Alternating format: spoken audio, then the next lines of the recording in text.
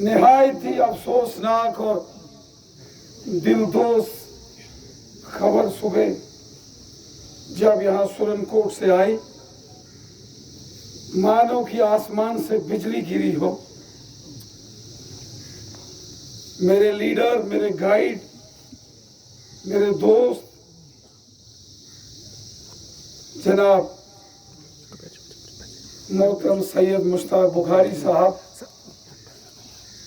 का आज इस दुनिया फानी को अलविदा कहना, घर के उनके फैमिली मेंबर्स, उनके दोस्त, उनके रिश्तेदारों के लिए तो एक जबरदस्त मुसीबत का पहाड़ टूटा, लेकिन पूरे रियासत जम्मू कश्मीर और बिलखुसूसन ये रजौरी पुंछ की आवाम के लिए, सबके लिए एक बहुत बड़ा पर्सनल ये लॉस है, ये नुकसान हुआ है। हमारे पास वो अल्फाज नहीं है जो जनाब मोहतरम सैयद मुश्ताक बुखारी साहब की शान में हम वो अल्फाज बोले। हमारी रूह कांप गई जब सुबह ये वाकया, इसकी खबर हमारे तक पहुंची और हमारे मुल्क के वजीर दाखिला होम मिनिस्टर अमित शाह साहब ने मुझे फ़ोन किया और मैं दिल्ली जा रहा था, लेकिन मुझे कहा कि आप वापस सुरनकोट वहाँ पहुँचें। वो खुद चंद रोज़ यहाँ पहले तशरीफ़ फरमा थे। उन्होंने भी पूरे परिवार को, फैमिली के लिए इस मुसीबत की घड़ी में दुख का इजहार किया है।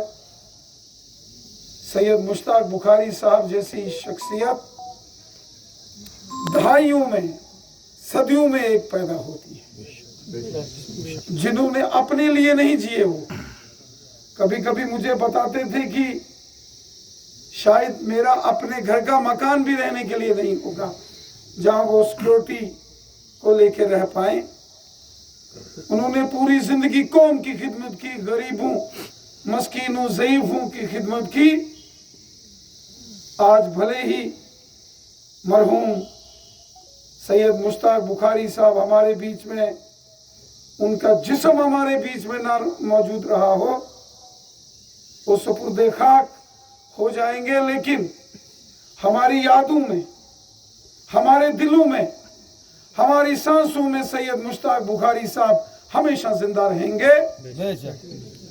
जब भी किसी गरीब, मजलूम, आम इंसान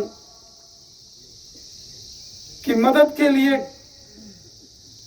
हम सब की जब कोशिशें होंगी, तो हमारे सामने सैयद मुश्ताक बुखारी साहब हमारे सामने नजर आएंगे।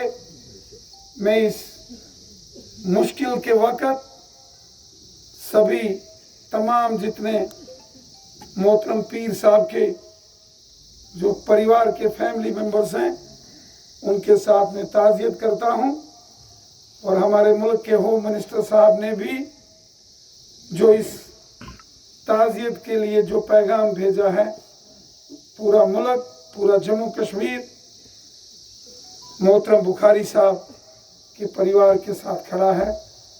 ऊपर वाले से दुआ करते हैं कि उनको, उनकी रूह को जन्नत नसीब करे और हम सबको ऊपर वाला इतनी ताकत दे कि हम मरहूम बुखारी साहब के दिखाए रास्ते पर आगे चलकर गरीबों, मस्कीनों, ज़ईफ़ों और ज़रूरतमंदों की खिदमत करें।